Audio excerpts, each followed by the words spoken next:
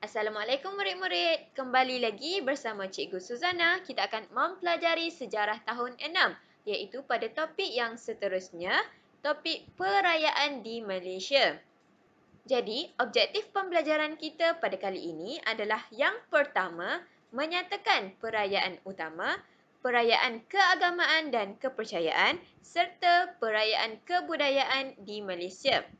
Yang kedua, menerangkan tujuan utama sambutan perayaan di Malaysia dan yang ketiga, menjelaskan kepentingan sambutan perayaan dalam keluarga. Jadi, perayaan di Malaysia ini terbahagi kepada 3, iaitu perayaan utama, perayaan keagamaan dan kepercayaan dan yang ketiga adalah perayaan kebudayaan. Perayaan utama yang disambut di Malaysia adalah yang pertama, Hari Raya Aidilfitri yang biasanya disambut oleh penganut agama Islam. Yang kedua adalah Tahun Baru Cina yang disambut oleh kaum Cina. Yang ketiga adalah sambutan Deepavali yang biasanya disambut oleh kaum India.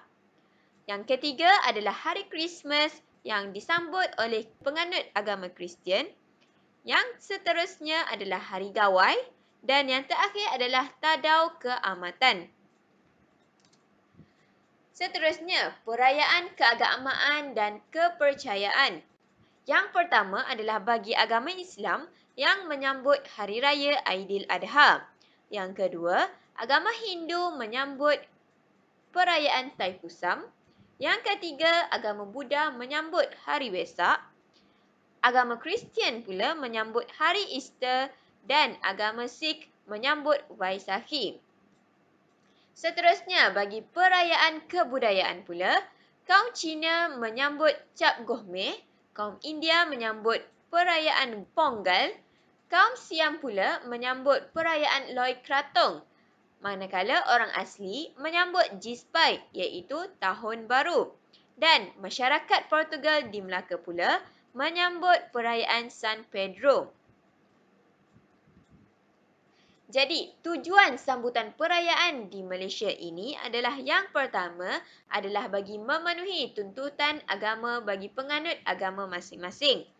Yang kedua adalah memperingati peristiwa penting. Dan yang ketiga adalah mengekalkan budaya yang diwarisi oleh kaum masing-masing. Jadi, bagi mengetahui dengan lebih lanjut lagi tentang perayaan-perayaan di Malaysia, jom ikuti pantun yang terdapat dalam buku teks pada muka surat 126 hingga 129. Jadi, yang pertama adalah pantun lebaran. 1 Syawal detik dinanti, tanda kemenangan sebulan berpuasa. Saling berkunjung, maaf memaafi. Semoga teguh budaya bangsa. Mandi sunat pagi raya, berpakaian indah cantik menawan. Bertukar juadah sesama kita, semoga teguh ikatan persaudaraan. Jadi pantun lebaran ini menceritakan tentang Hari Raya Aidilfitri yang disambut oleh penganut agama Islam, iaitu pada 1 Syawal setelah sebulan berpuasa di bulan Ramadan.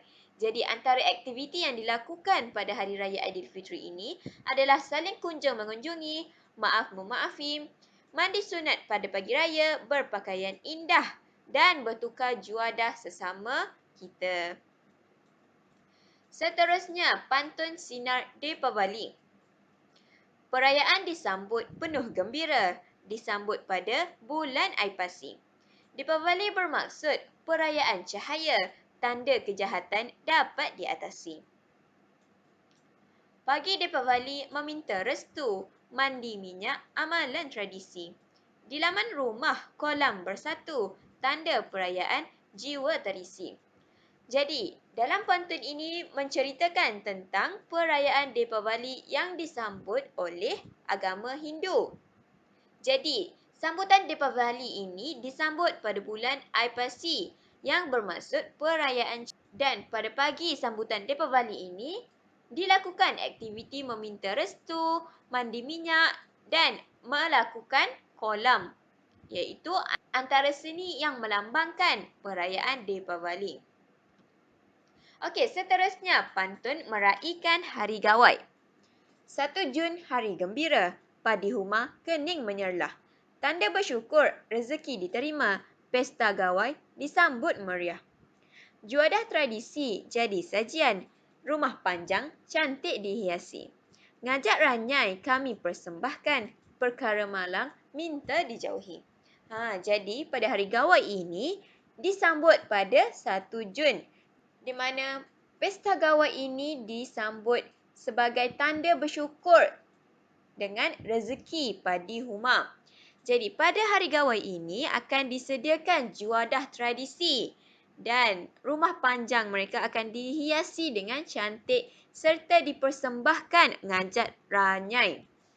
Seterusnya adalah pantun perayaan San Pedro. Perayaan San Pedro nama disebut, penaung nelayan itulah jasa. Bulan Jun perayaan disambut, tinggalan Portugis hanya di Melaka. Perayaan tiba meriah sambutan, kapal nelayan indah dihiasi. Tarian istimewa tidak dilupakan, nelayan bermohon dimurahkan rezeki. Jadi berdasarkan pantun ini, menceritakan bahawa perayaan San Pedro disambut oleh masyarakat Portugis di Melaka, iaitu pada bulan Jun. Semasa perayaan ini, kapal nelayan akan dihiasi dan persembahkan dengan tarian istimewa. Seterusnya adalah pantun Hari Wesak. Wesak disambut bersama-sama, penganut Buddha raikan sambutan. Tanda kesetiaan pengasas agama Siddhartha Gautama Buddha dalam ingatan. Upacara sembahyang jadi amalan, wat dikunjungi waktu pagi. Merpati dilepaskan, tanda kebebasan. Bersedekah untuk si miskin dan sami. Jadi pada hari Wesak ini disambut oleh penganut agama Buddha sebagai tanda kesetiaan bagi pengasas agamanya, iaitu Siddhartha Gautama Buddha.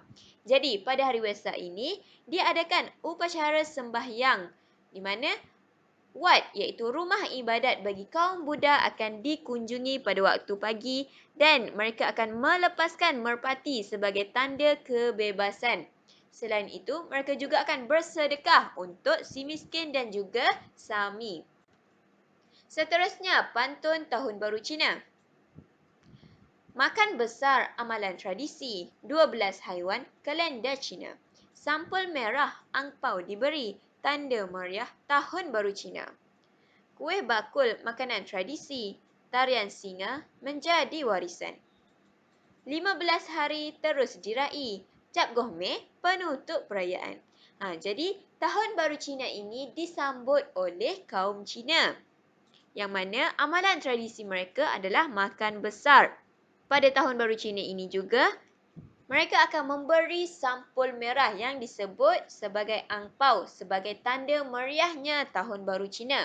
Selain itu, mereka juga akan menyediakan kuih bakul sebagai makanan tradisi serta mempersembahkan tarian singa. Dan Tahun Baru Cina ini disambut selama 15 hari dan diakhiri dengan perayaan Cap Gohmeh.